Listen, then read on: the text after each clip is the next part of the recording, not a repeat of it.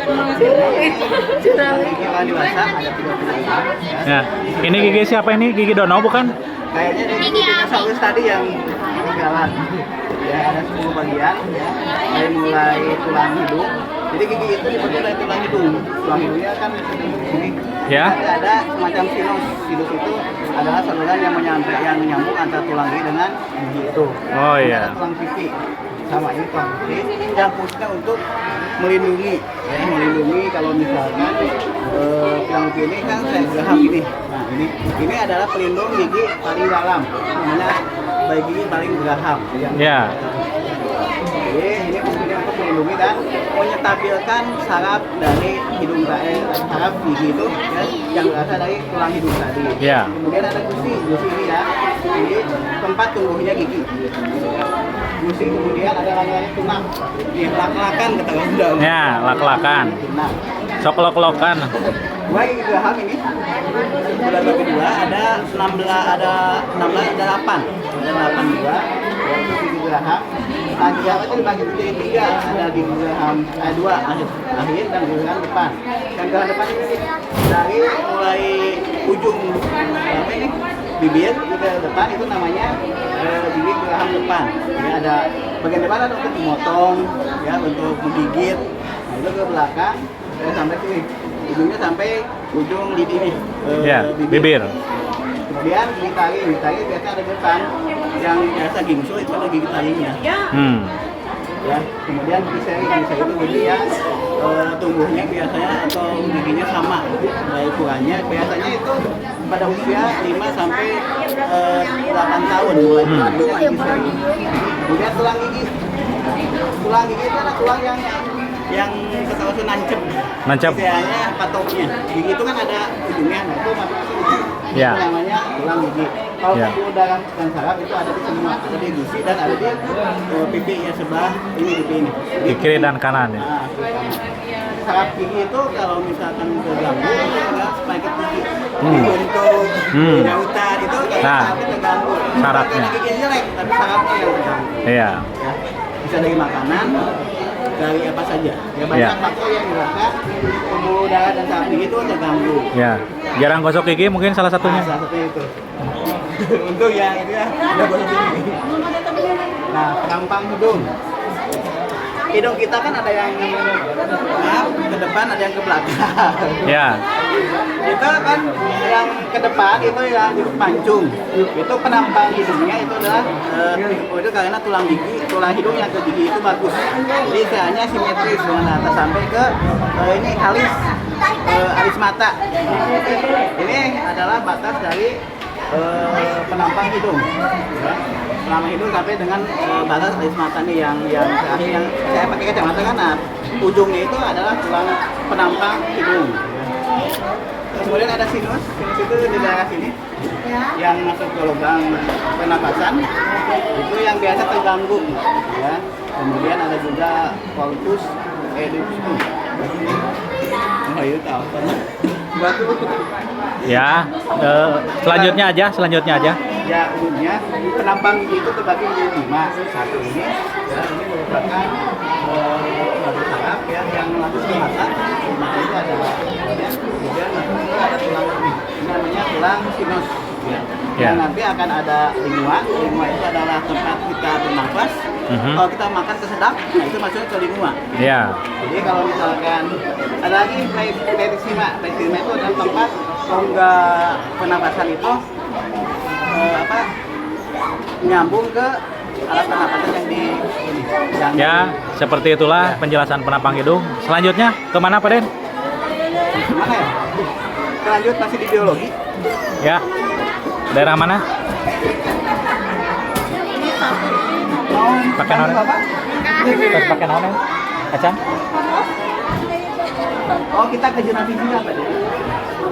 Ini ada kita masuk ke bagian berapa dulu ya?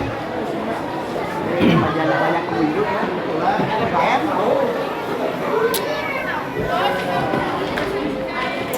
yang kosong aja dulu. Yang unik dan menarik. Oh ini.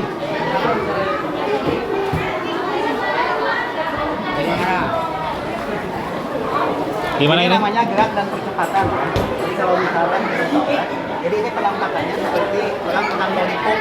Ya, kalau kita kan bedang itu ada yang pertama ada gerakan. Kalau kita misalkan kita aja, jadi kelihatan secara maya itu membentuk sebuah lingkaran atau lingkaran yang sebetulnya itu hidup. Ya, seperti gimana contohnya diputar Ya, saja? jadi tiga dimensi. Ya, coba diputar Pak Den. Ini dan ke belakangnya namanya terowongan ilusi. Ini adanya pada saraf kita di otak sebelah kiri, kemudian ada di pembuluh darah pena kanan, ya. Kemudian kalau dari hati itu masuk ke di jantung ada ginjal, ya. Di ginjal itu sebelah kanannya, ada bilik sebelah kanan. Nah ini mah namanya terowongan ilusi, itu adalah bagaimana kita apa ya? Sistem pernapasan, sistem pencernaan dan sistem pengeluaran yang bergabung, ada sekresi, ada sistem pernapasan dan ada sistem pencernaan. Yeah. Itu masuk ada namanya terowongan ilusi. Ya. Ya, Jadi ini seperti mainan, padahal ini adalah merupakan miniatur dari terowongan ilusi yang ada pada tubuh kita. Yang jadi ini seperti ini siklusnya, ya. Jadi kalau kita gambarkan, ya seperti inilah tubuh kita itu tiap hari, ya. Sistem pernapasan, pencernaan dan sekresinya. Jadi ini merupakan kalau di itu namanya trek, ya, lintasan yang merupakan saraf yang bekerja pada sebuah sistem pencernaan, pernapasan dan sekresi. Mungkin itu Pak Dino ya, untuk terowongan ilusi. ya. Kita lanjut. Lanjut.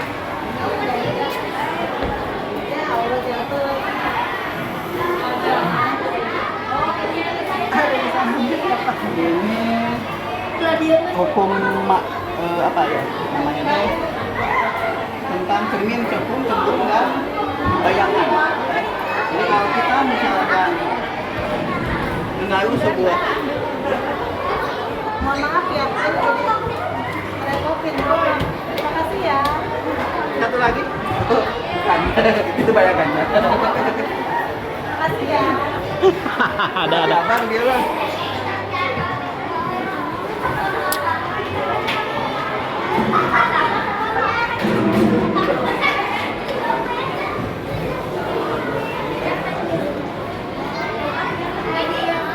Cermin silinder dibagi menjadi beberapa jenis. Ada silinder terbalik, ada silinder yang cekung.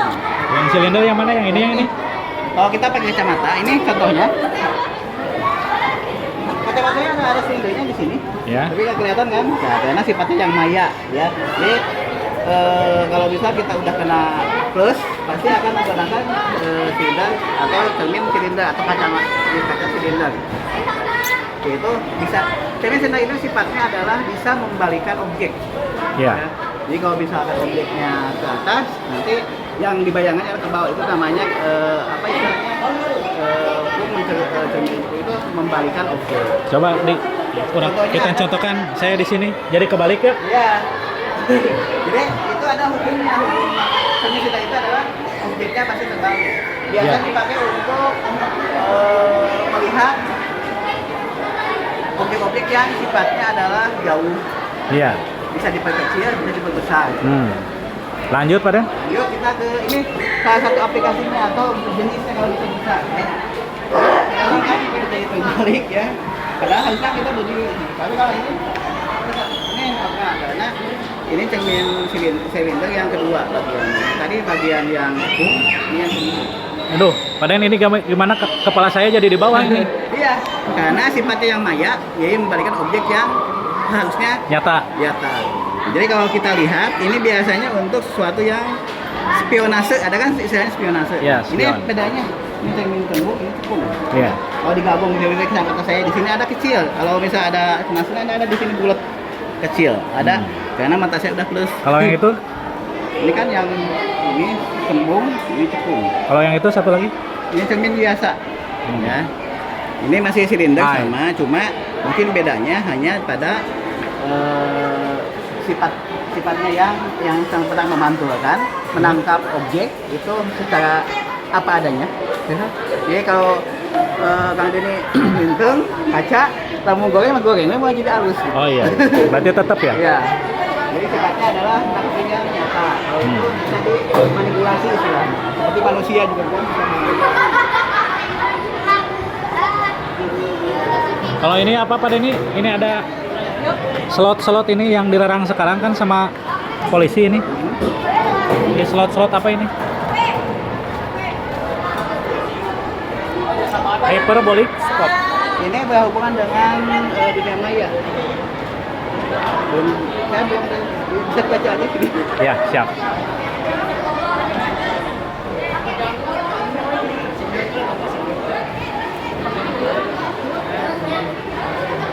Ada apa Pak Den? Ada tikus nggak? Jenis triangle atau istilahnya teropong yang menggunakan apa istilahnya daya kerja dari cermin tadi. Jadi ada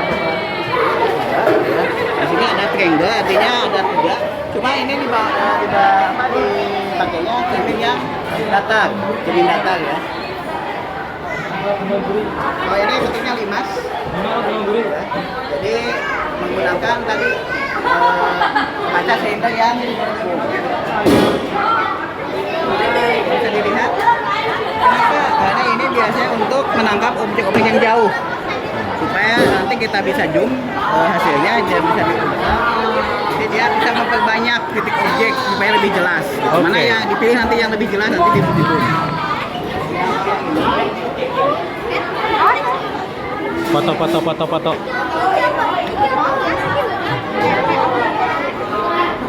Ini namanya cermin maya.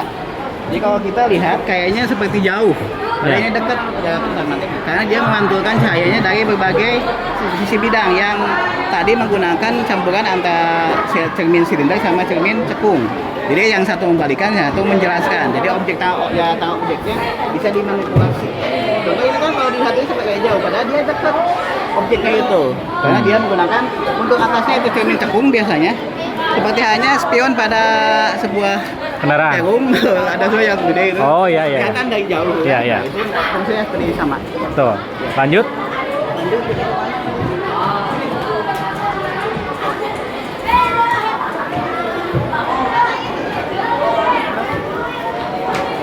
ya, ya.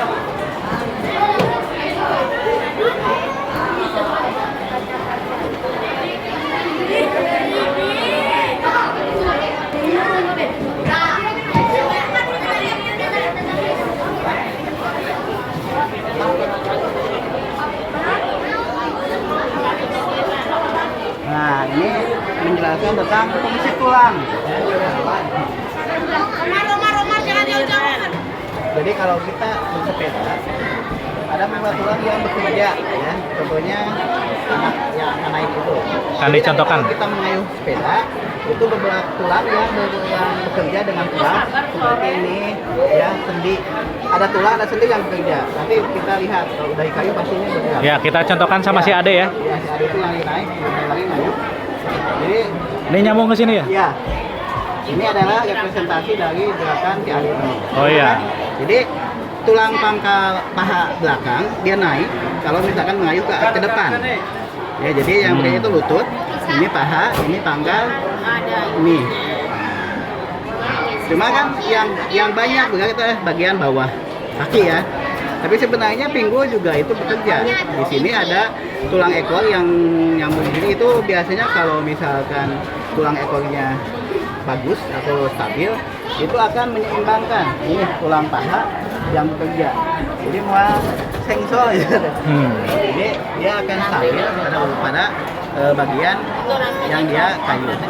Nah, kalau itu dengan kecepatan, kecepatan itu mempengaruhi kepada kerja tulang lutut, tulang paha, sama tulang ini, tulang betis. Nah itu ada di sini ada lutut. Lutut itu adalah semacam engsel kalau di dalam berenang mungkin.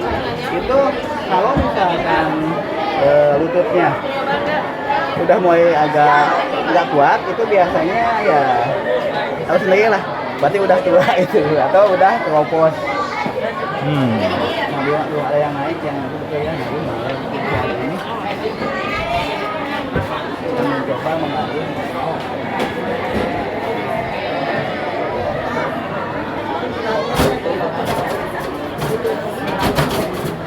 Oh, program jadinya rusak.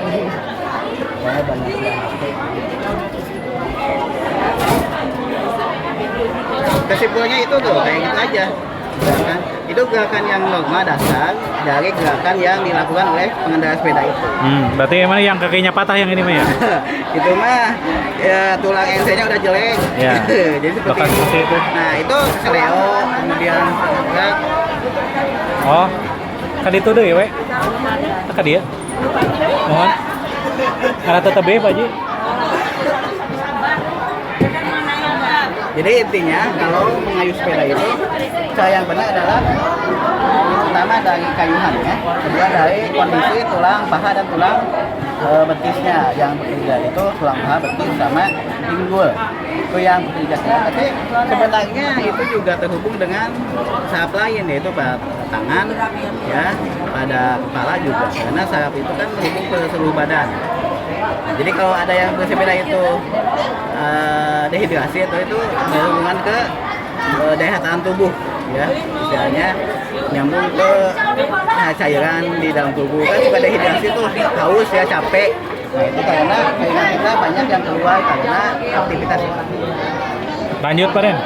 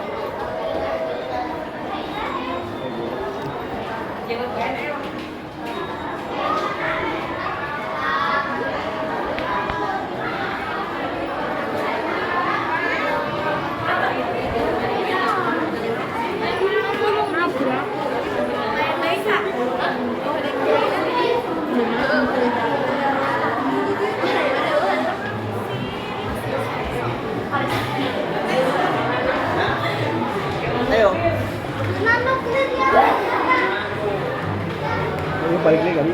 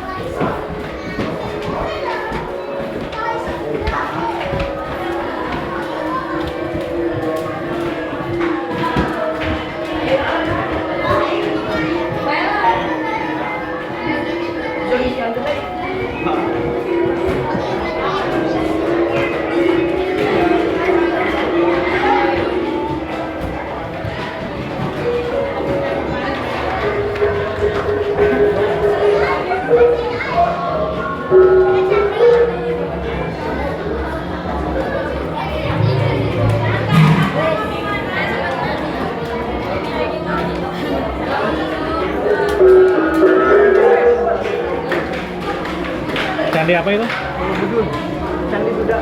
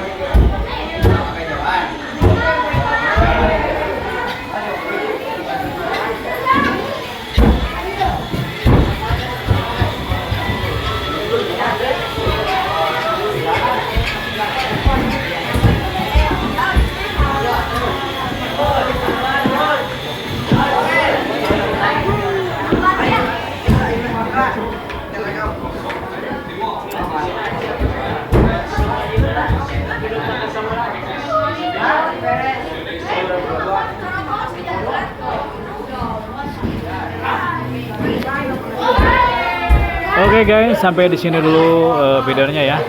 Kita akan tag lagi video selanjutnya.